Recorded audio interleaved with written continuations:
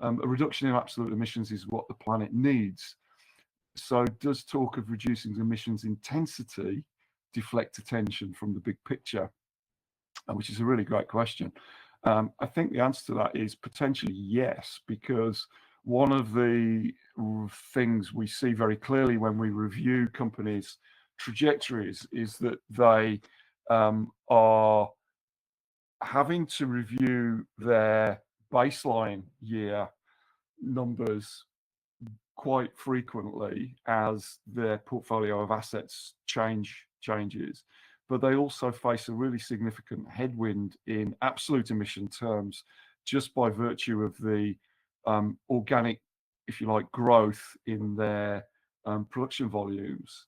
So, Paul, you've put your finger on quite an important issue here, which is that intensity is really useful, but it could potentially, given that production growth, particularly in these energy transition commodities, is rapid and required, there's a real danger that the absolute emissions number is going to continue to grow even if the intensity number falls.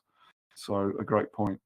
I'd like to add to that, Mark, just before Please. I move on to the yeah. So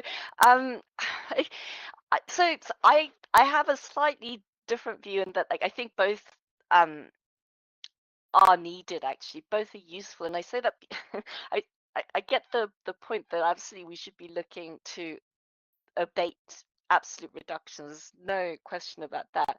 But I also want to highlight actually that the pressure that's felt by the mining companies, especially with exposure to transition metals, they're still under the same pressure from shareholders and the market to continue to add value. And one of the obvious ways for a mining company to do that is to bring on new production. All the projections say that we need more of those metals, not less. And yet, there is no obvious financial incentive. So we'll get to that in a minute. And that's why we're talking about how this needs to translate into the financials to close that kind of full loop of computation. But it's in the absence of the market willing to essentially reward for abatement projects just because they reduce emissions, that they're not willing to do that as far as I can see.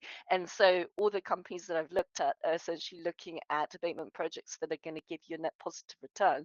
And that's not a judgment. It's just you can't do both. You can't take an abatement projects that are going to cost you more and still compete in the market where you're just getting, the word shareholders are looking for the same traditional economic ways of measuring a company's share prices basically. So I just want to highlight that, and that's really important because some companies are doing that, and they are bringing in your new copper mines, for example. But the truth is that if you've got an open pit mine, then you can work hard to bring it in as green as you can, but you can't. The technology is just not there to bring it in, without having some sort of incremental emissions. So I'm talking too much now, but I just wanted to add that. Yeah, sure.